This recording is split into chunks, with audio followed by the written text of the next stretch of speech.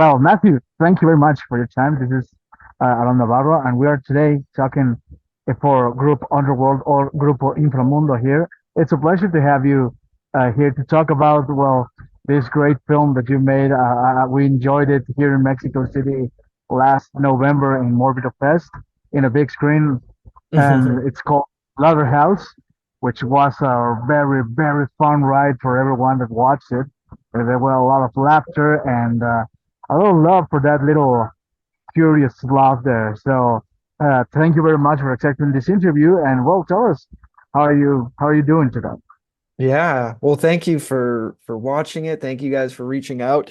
Do you say you were you able to watch it in a theater? Or Yeah, yeah, oh, watching it. well, where in Mexico City? Yeah, in a festival in Morbido Fest. Oh, It was awesome, great. awesome. Yeah. I mean, it's a weird project. I don't think I ever would have thought I would make a movie about a killer sloth. Uh, I am a fan of animal attack movies, Cujo, a big one, Crawl, which came out not too long ago. That movie's excellent. But in my mind they were all kind of older 80s, 70s movies, maybe besides Crawl. I didn't really think of it as a genre in my mind or a type of horror to pursue. I made like a very independent movie in 2019 that was like very personal and very slow and almost the antithesis of Slotherhouse. So when I was approached with the script, because it was kind of so different and so on the opposite end of the spectrum of what I had done and what I was thinking of doing, it was super intriguing. And the goal from the start was for it to be PG-13, which I know some people, and I totally get, you know, with more blood and gore and all that, it could elevate the movie to something different, which would be a lot of fun. But we did want to, and the producers really wanted to try to have this film be a bit of a gateway horror for younger people. And I have some nieces and nephews who, are still a little too young to watch this, but they're like getting into Goosebumps and stuff. So the idea of like trying to make a film for those younger people that maybe didn't or haven't seen a horror film, um, my hope was to make something that they could get excited about the genre um, after seeing the film, and then also if their parents brought them, if an uncle, if a niece, if a aunt, whatever it is, like hopefully the adults could enjoy it as well. Because of course there's a million references and sort of blatantly kind of ripping certain things off from other movies, but that was kind of the fun part of, designing it. And as you brought up, and awesome to hear you said that the theater seemed to like Alpha. That was another huge part. It's like we wanted to create a character that even if she might be technically sort of the villain, she like the audience is rooting for her and wants to go on the journey with her. So making having Alpha be a very cute animal helped quite a bit.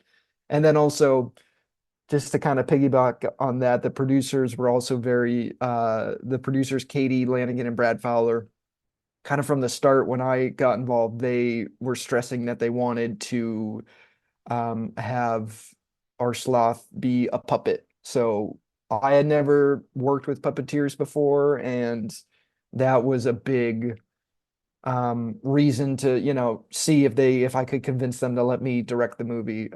Just because I, love love practical effects. I think of Gremlins and Child's Play and kind of those earlier horror movies that could maybe get you into the genre, and it just seemed like a really fun opportunity to see what that would be like. It was. I mean, definitely the ride that we were into that projection in the Morbido Fest was really fun. We were expecting well, we were already in the mood of, well, we're gonna watch a goddamn sloth killing people. I mean, That's just hilarious in the simple concept, right? But I think there's the idea and there's the realization of it because many good ideas, many fun ideas in horror have the concept, but at the execution they fault and they like Mhm. don't hit the right ones. But I think Slaughterhouse does it very well, and I think it's because the stories that it has, and I want to talk about it a little bit more about that.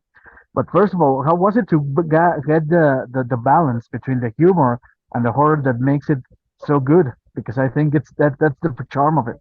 Yeah, it's hard. I think I'm still trying to figure out how to balance it. It's like it seems like often it's like a thing is a horror comedy like isn't funny enough or isn't scary enough. It's like it's always kind of missing one element or both, sadly, like happens because it's hard because it just like is sort of that fine line and you don't want the audience to be confused or kind of turned off. For me, it was like so much of it was in the script and that Brad Fowler wrote and Katie Lanigan was, a big part of it. So much of the humor and sort of tone in my mind was in the script. And as you said, an audience going and seeing a movie titled Slotherhouse, there's like an expectation there. So we hoped that people could go into this with an open mind and it might not be the most realistic portrayal of a sloth because there's social media use and driving cars and whatnot, and hopefully due to the name and the type of movie we were hoping people would kind of be on board from the start. But yeah, for me, in terms of the horror comedy, it's like a lot of it comes down to the script and the writing, and then you gotta like cast the right folks. We were very lucky with the cast that we worked with. We filmed in Serbia, and cast most of the roles out of the UK. It's closer to get to than from the US. We had a couple actors and actresses from the US join us, but majority of the leading cast was from the UK, and then we also had some awesome actors from Serbia.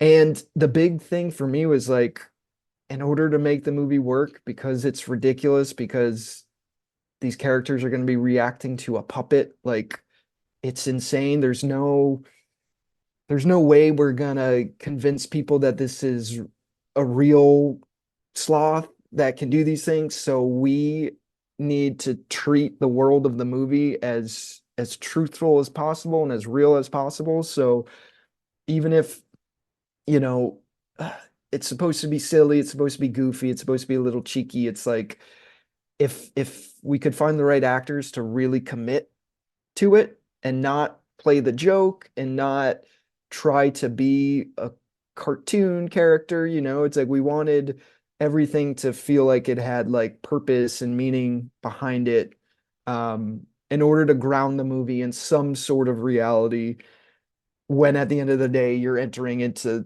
kind of this ridiculous genre movie. But for me it was really, yeah, just like finding the right actors that were super down to commit to like, okay, this is happening. This sloth is, you are scared for your life because this thing is coming at you. And, but also, your social media following is rising. So it's like you have a lot of different things going on at once. And, it's silly stuff. But to me, the performers, I was like super blown away with just how professional they all were and how prepared, and they came like excited about this movie. And the cool thing was I think everybody kind of from the start like got what the tone of the movie is.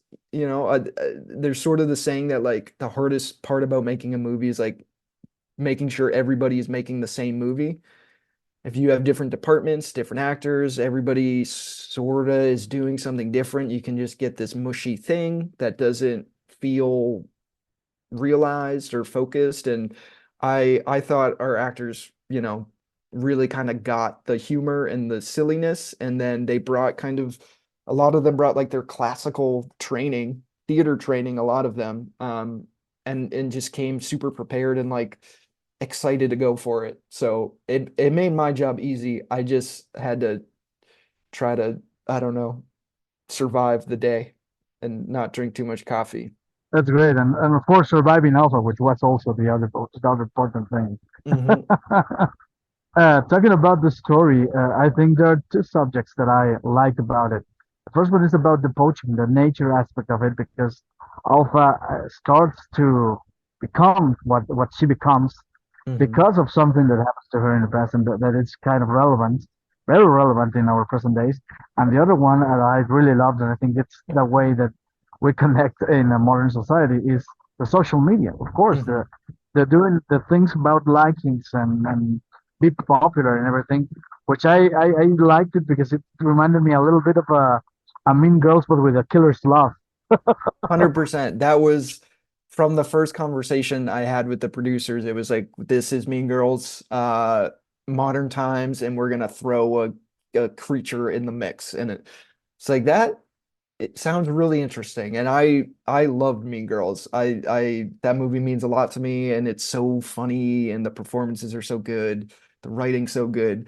So that was something, we were a smaller budget film, especially compared to a movie like Mean Girls. So it was like, how can we make this small genre movie feel kind of big, like Mean Girls? And a lot of that went into like production design, color, and just kind of casting and all that stuff. But I mean, yeah, the social media aspect, the poaching aspect, they're also like sadly intertwined because I don't know, like social media is a very complicated thing.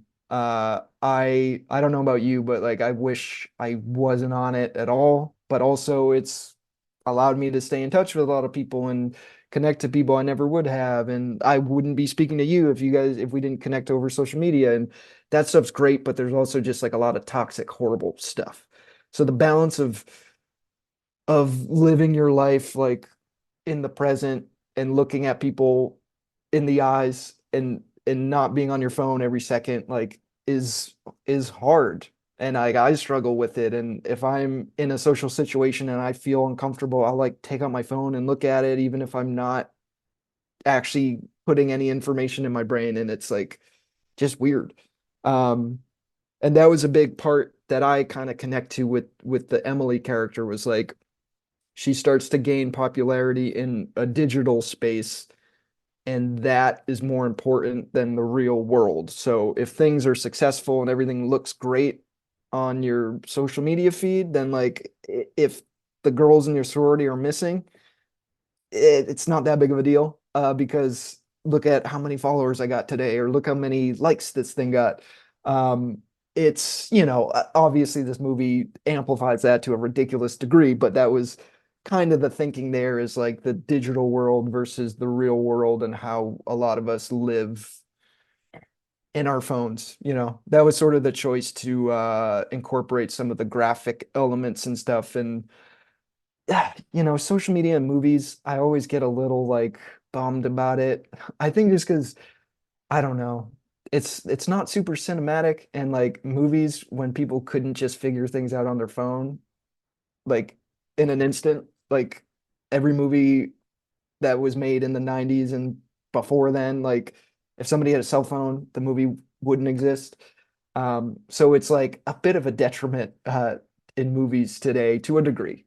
People have found really clever ways to incorporate it, but we wanted to like insert the graphic element into the world of the movie as if you're walking down the street and people are able to know how many followers you have and da da da. It's a little bit like Black Mirror type of a thing, where it's like we're impressed by people's numbers and bios and all that silly stuff. And then the shitty thing of it being tied into the poaching, it's like this was something I was kind of new to before. Like I didn't really know this before I read this script, but people were poaching and buying poached animals so they could post pictures and take a sloth into a swimming pool and do these things that were truly just for the attention. And then the animals themselves were neglected or just like not in a safe environment. And I think often the people that maybe were purchasing or involved in that stuff like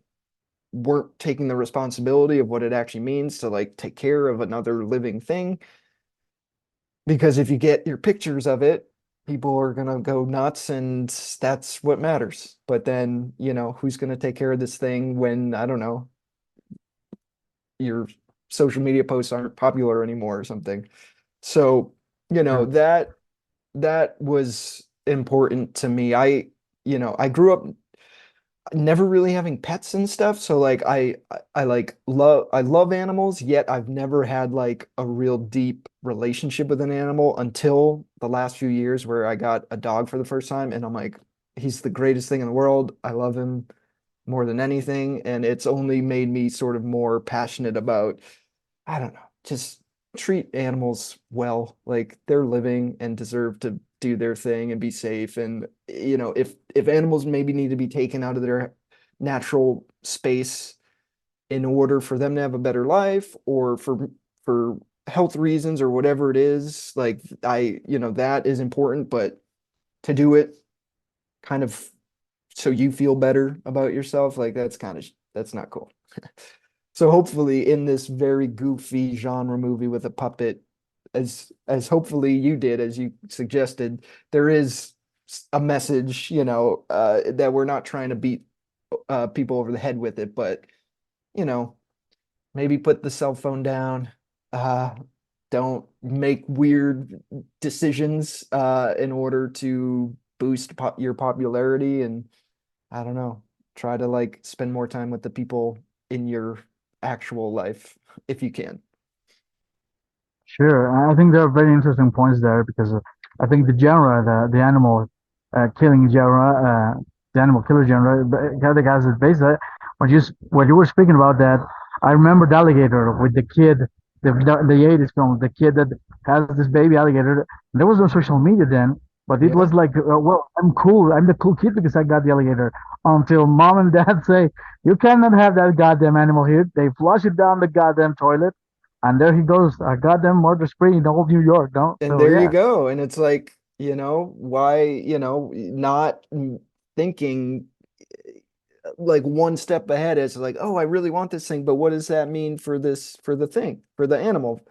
And yeah, that's a great movie. Robert Forster, right?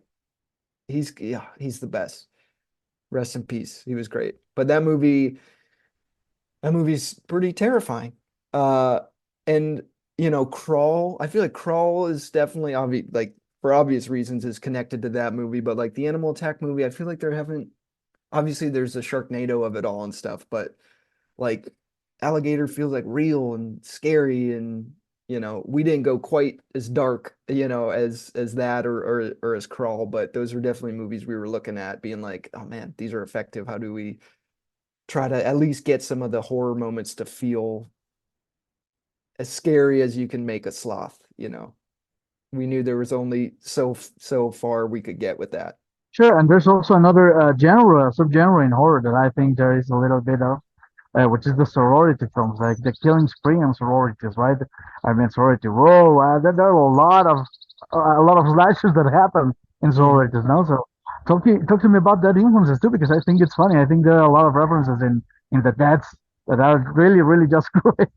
Yeah, I mean those movies are what's so fun is like it gives you an ensemble, it gives you, kind of an isolated location. It allows you to kind of keep your characters almost trapped in a space and there's so many of those movies that kind of come to mind. Like Mean Girls, granted it isn't a horror movie and not a sorority movie, but it feels like it's like, a click type of movie. But like Black Christmas for me is like one of the best, if not the best. Like that movie is unbelievable. The kind of like Slumber Party Massacre, House on Sorority Row, like that stuff is just so fun and like so in love with the genre, which is, it's there's such a like appreciation for the genre in that movies, and I think that's why fans connect to them because while they might not, I hope this isn't controversial. They may not be like masterpieces. It might not be like, Killers of the Flower Moon or something, but they're so valuable and entertaining and like important for the genre.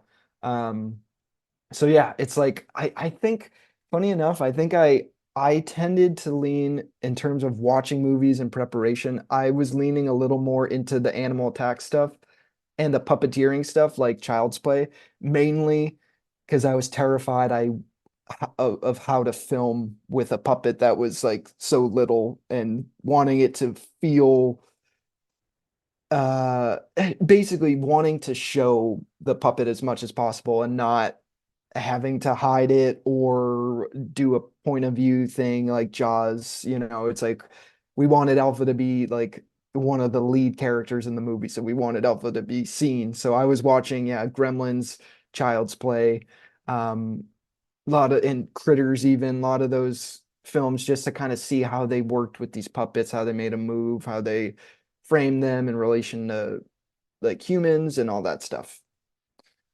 Do you have a That's favorite it. sorority horror? It's hard, but I gotta go also with Black Christmas also because it's So like good. yeah, yeah, and it's like the first official slasher. It's the grandfather of the slasher for me. Yeah. So yeah, it has all these elements. I really love it. I And think it's because of, to think it's the guy that made A Christmas Story. It's like those are two iconic holiday movies. Um, Pretty amazing.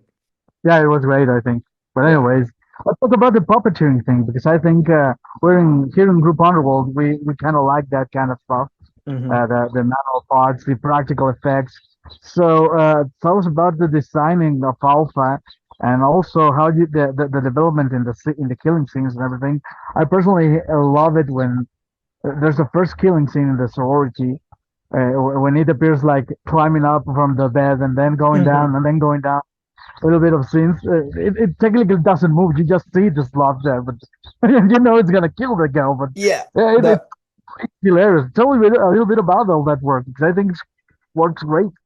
Thank you. Yeah, that scene was fun. That was one of the first scenes that, like, before I got on board, they had like storyboarded it and had, basically when they were kind of pitching the movie to try to get financing and stuff, like that was the scene they were showing to people. And like the what we filmed isn't super different from what those kind of original storyboards were, and it was really playing with the lightning and playing with, the kind of absurdity of how fast we could make this thing move. That was like, that sequence took time to shoot just to get the setups right and try to get the movement right. But that one was like really, really fun to shoot. And we had the schedule, the time to like get it right, which was fun. But yeah, I mean, like I said, I had never worked with puppets before. And we work with these folks in Los Angeles called Creature Effects.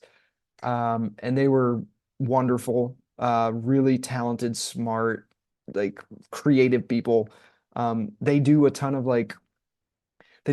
realistic animals in films. Like often, like if you see two people riding a horse and it's like a medium shot, so you're only seeing a little bit of the horse's head because they're on an animatronic, like Creature Effects probably made it. And those things look amazing. They're like so realistic. And we knew going into this, it was like we wanted to make Alpha look as real as we can, but know that this is a character. We're not necessarily trying to fool people that, oh my gosh, is that real? Um, but we wanted to have basic, just a distinct look and allow Alpha to, be her own character. So we all kind of at the start of designing this thing, I went to a sanctuary in town and we're able to meet some slots, which was cool. I'd never met one before. Um, they don't do anything. Like we were there for like a couple hours and they just hung in the corner the entire time and like ate a little bit. But it was a little bit like we went there to kind of try to find how they move and just see it in person, and we didn't get to see too much of it. So we kind of relied on videos online, and of course there's like memes of sloths crawling across the street and stuff. And so it was interesting working with the puppeteers in that regard, because if you see a sloth move, like it doesn't really look natural. Like it's really like weird and jaggedy and slow, and it isn't like this graceful, when you see like a cheetah run, you're like, oh my gosh, like it's perfect. A sloth, it kind of looks like it's like struggling at every move. So it was like, okay, like so in terms of the puppeteering, we wanted that to feel real. And bring as much life to this animatronic thing as possible. So yeah, we worked with creature effects, who were amazing, and then we had another puppeteer named Greg Ballora, who was like super seasoned and worked on Gremlins 2, and just like awesome guy that really like helped kind of give Alpha personality through movement and stuff. That was really fun, and like a big learning curve for me, just because everything, when you're shooting with a puppet, everything takes like 4 times as long. So it's like really trying to be smart about the shots you want to get, designing the shots. So you're kind of utilizing the time and your team like as best as possible. And yeah, those a lot of like the kind of kill sequences, it's like, we were looking at other movies and kind of wanted to give like, Halloween should have like some references. The Shining should be in there. What else? Like, I don't know, everything. We were kind of looking at those staples and seeing, okay, how can we put this little character like in that movie for a moment? Like, what would her actions be if she was Mike Myers, Michael Myers?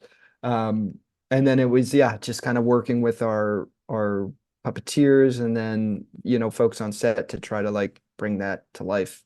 And we'd have 3 or so people puppeteering Alpha with rods, like green screen rods that we then remove in post production. So we'd have like a rod like with each arm, a rod on the back, a rod kind of like in the belly, and then we had 2 puppeteers who were operating the head and the mouth movement.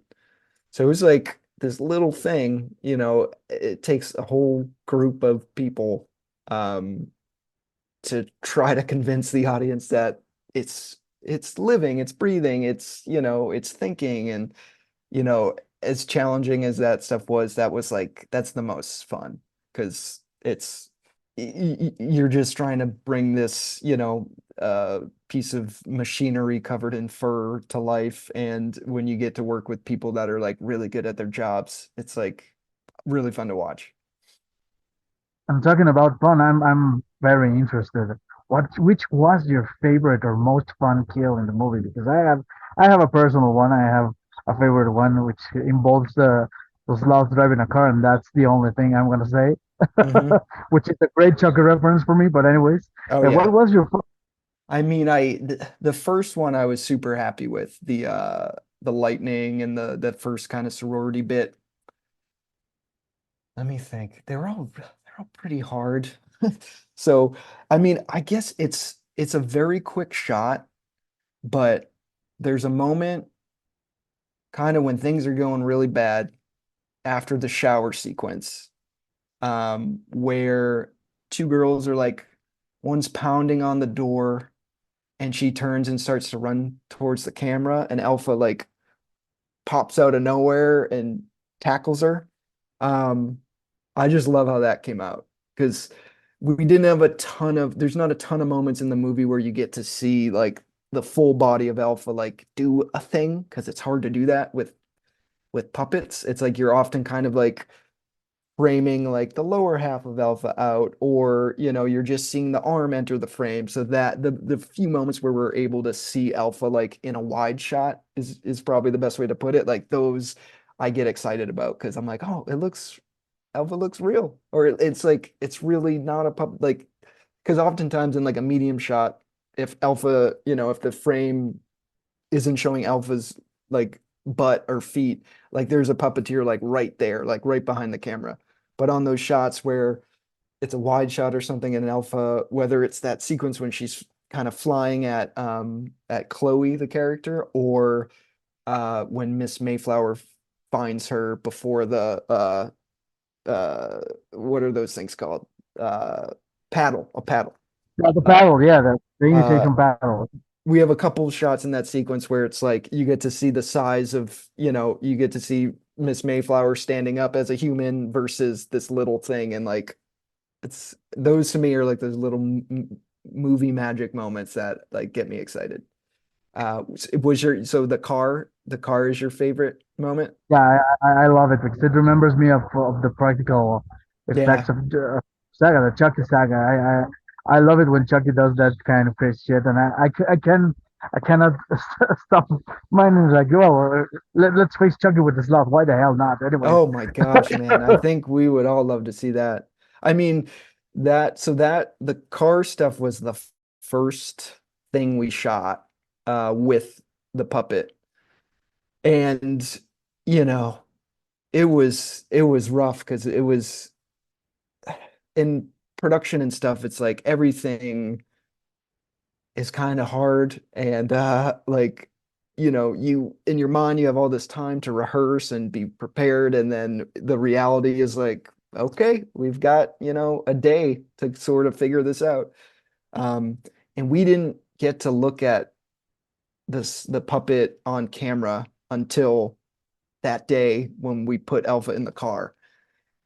So it was sort of like this, the movie either lives or dies like here. Like if we set this shot up and we look at Alpha and we're like, this doesn't work, like, oh no, what are we gonna do? But I think we had great puppeteers, we had um great DP, great gaffer, like we just had a lot of good people that like really worked hard to bring this little creature to life. And I think that first day when we were trying to shoot the stuff of her driving, everybody was laughing and like having fun.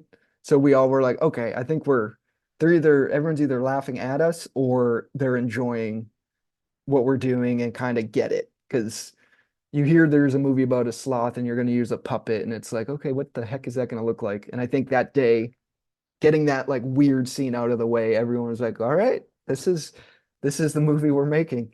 Um, she's driving, she's looking left and right, she's got police lights, like she's getting chased by the cops. It's like you got to go for it.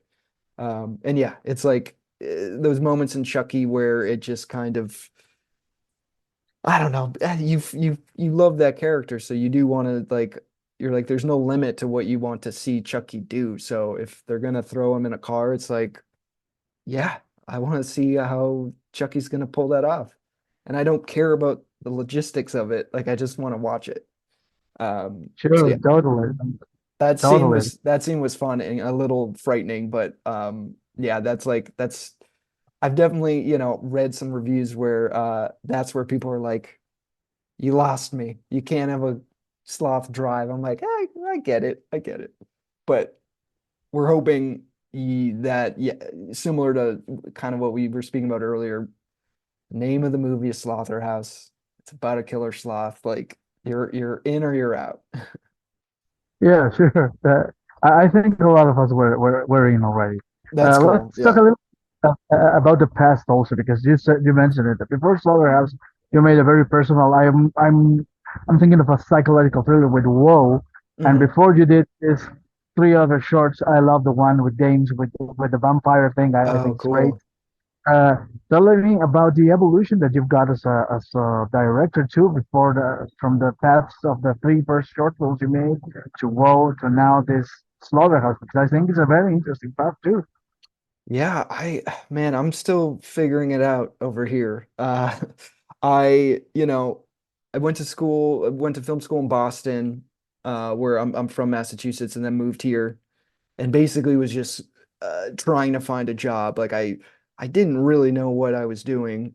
I knew I loved movies, but I didn't really, growing up in Massachusetts, I didn't know anybody that worked in show business, or I didn't know what that job looked like. So I just knew, okay, I think people make stuff in Los Angeles. Like let's go there and see what can happen. And I was able to work at production companies and mainly advertising. So I basically just learned how a production works from, pre-production all the way through the casting, through securing locations to production to post-production. I was able to see projects like all the way through, which was really cool because I was like, oh, I kind of think I understand how this stuff works and the pieces you need to have some success in a project. So, I kind of worked my way up from like answering phones to being able to produce some stuff, being able to DP some stuff, which I am not a DP. It's amazing what DPs can do. I don't have that skill set. I love finding good DPs and trying to get them to work with me.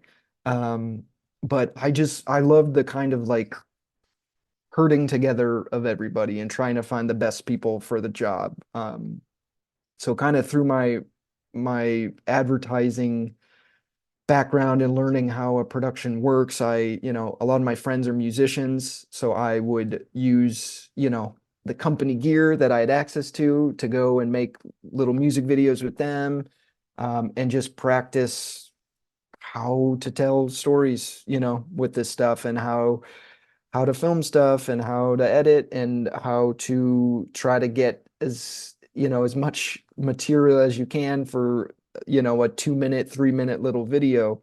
Um, and just by going out and yeah, kind of doing that stuff got me excited to be making my own things. And it kind of reinvigorated me in the sense of like, I moved here because I love movies and I'm not making movies, I was so kind of obsessed with just like finding work and being able to survive out here that I, don't regret that at all. I learned a lot, met some great people and got to travel a lot, which was cool. But like the work itself, I wasn't super enthusiastic about.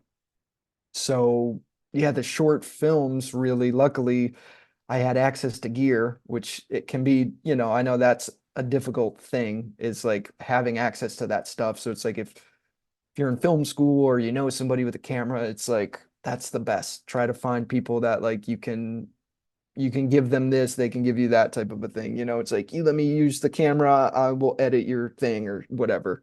Um, so just having access to that stuff, I just slowly tried to start making my own things and try to figure out what I want to make, how I want to make it, what I'm trying to say. Um, and then the it kind of got to a point where it seemed to make sense to try to make a feature film because like why not? It was like we could try to make another short film, but then it's just another short film and like what do like, can't really sell a short film. Sometimes you can, but like for the most part it kind of lives on the internet and goes away. So it was kind of just experiment and just to see, okay, if we really try to do this thing, what will happen, we shot it in like 13 days, so it wasn't a, it was super stressful, but it wasn't, a giant undertaking. I pretty much like, took a job for a year where I could save some money and then put all of that into the first movie and then got friends, and got people who, maybe were mainly getting hired to be assistants or sort of, kind of working their way up, tried to find friends in that world where it's like, hey, come and be the department head, come and, you assist in props, like you should come and be the production designer or the DP Michael Lincoln on that first movie, he was DPing stuff, but like he was, most of his gigs, I think he was like assistant camera for bigger DPs. So this was his chance to be a DP on his first feature. So trying to give like all of us our first attempt to kind of own the project a little bit more. Um, and it was a super good experience. I'm proud of that movie. There's a lot I would change about it. I think I had no idea what I was doing and was just like not that's a whole nother conversation. But it put me in the position to be able to talk to somebody about the next one, and that is the hope, is like to be able to try to find a way to get things made in hopes of being able to make the next one. Um, and I'm still learning how to do it myself, but I've found my way here, and I've been super lucky that I've been able to make two films that I've learned like a lot on, and so many things I will do differently if I, get the chance to make more stuff, and just like trying to fight for the chance to keep doing it. That's great. Well, also here in Group Underworld, in Grupo Inframundo, well, we kind of love, love this advice, sorry, and the inspiring jobs that you do as puppeteers, as directors, as screenwriters, and we want to inspire all these guys that are right now making their own films, their own scripts, their own ideas about horror. Mhm. Uh, we want to give them an advice in a way that how can they kind of go on and follow up. So tell us a little bit, Matthew, about that. What would be your advice to these new young generations that also want to go on with horror, with practical effects, with puppeteers, trying to make a story about a killing sloth or a killer rat or Yeah, a yeah. killer enemy, or even about a monster that lives inside your head and something Hmm. like that, which is a little bit like, whoa. What would be the advice for these generations that want to keep on with the legacy of horror? For sure, yeah. I mean, horror is the best. Like it kind of took me a little bit to realize like how much I love the genre, because I love not every genre, but like I like all different kinds of films. But in a pinch, or if I'm like, okay, what do I want to watch tonight? I'm like, I'm gonna choose a horror film. It's just the most, I don't know, as a viewer, it's like the most, you kind of get the most out of it. Like you're fortunate. I don't know about everybody, fortunate where it's like being scared isn't something that happens on a daily basis. So being able to be in a situation where you're scared but you're safe is awesome.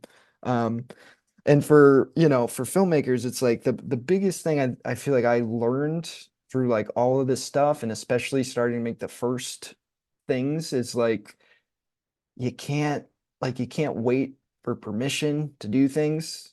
You can't just kind of, it's great to write and plan and think about the stuff you want to make, but at some point you have to make it. And I, for a long time, was kind of waiting for somebody to tell me I was good enough to go and make the thing, or like, oh, here's a bunch of money to go and make that thing that you want to make.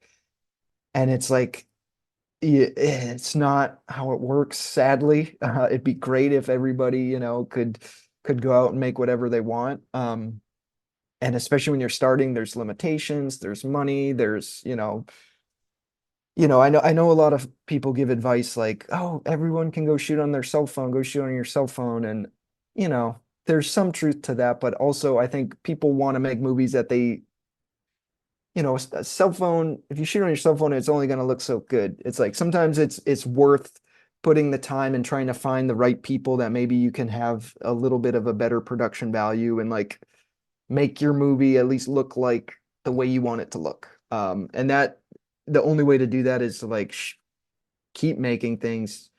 Don't wait for somebody to tell you you can. It's like try to find folks who are like more talented than you. Surround yourself with people that are like smarter than you, and push you to make your idea better.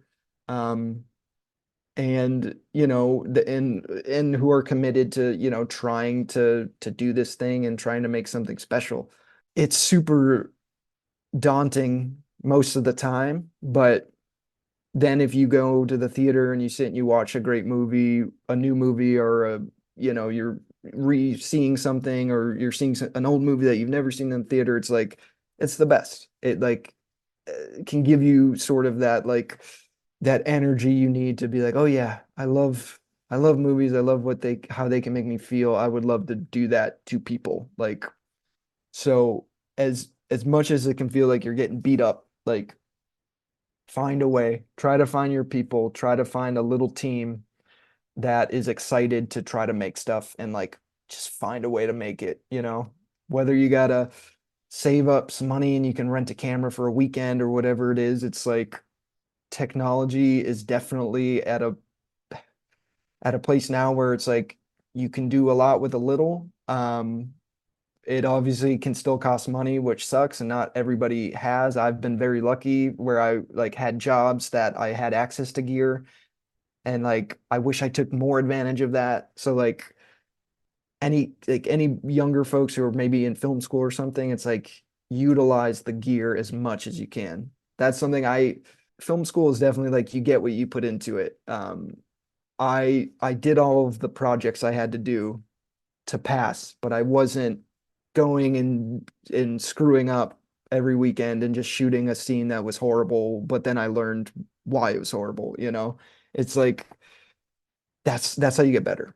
And directing's hard because you kind of don't get a ton of chances to do it unless you kind of grab it yourself. The director's usually like the least experienced person on the film set, and that can be super scary and like you can just feel like such a phony.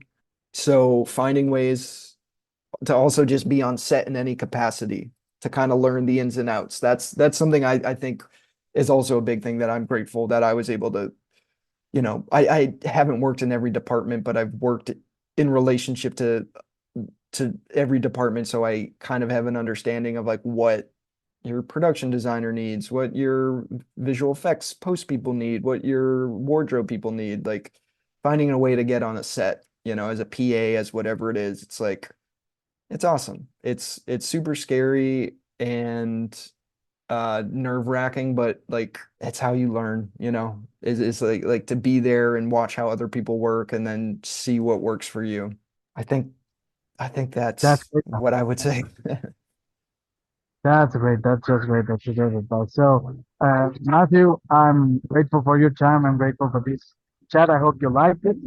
For all this marvelous talk about Slaughterhouse. And but before we go with this, I would like to know because Slaughterhouse ends with cliffhanger. So, what do you think about sequels?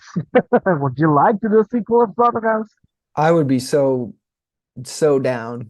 I know the filmmakers who made this movie, it's like we all want Alpha to continue on and get to wreak havoc somewhere else. So that's the hope.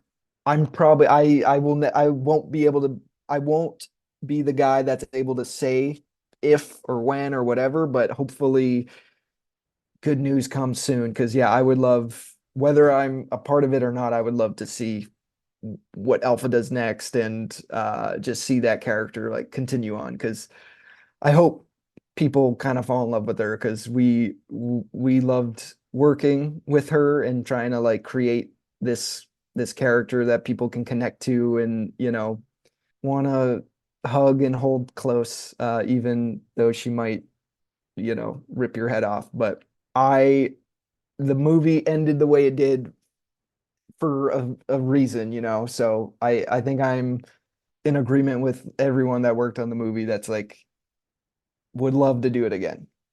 Where Alpha goes, who's to say? But I'd be interested in going along for the ride.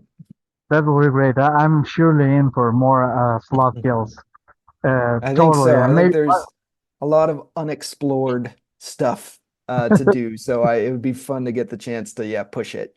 Maybe be a little more violent. We'll see. sure, even go to crossovers later on. Why not? That would be cool. That would be cool. What's the best? Is Freddy versus Jason? Is that the best version of that? Yeah, probably. Yeah. Probably.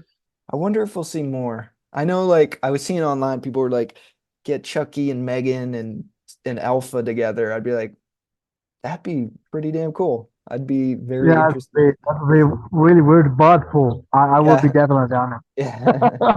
Have like a WrestleMania and throw them all in there. It will be lovely. Well, Matthew, thank you so much for the talk. Thank you so much for the interview. I hope you liked it. And here in Group Underworld, we are grateful for your time. And it was lovely and very, very fun to watch the film on big screen. Now I have it on Blu-ray too. So, Oh, neat. yeah, Very cool. yeah, Thank you I'm, for doing that. yeah, sure. And I'm one of the guys that is expecting more of Alpha. I hope it does come real. I hope so too, man. We'll definitely, if I get any news, I'll definitely let you know. You. Thank you very much. Goodbye. Thanks a ton.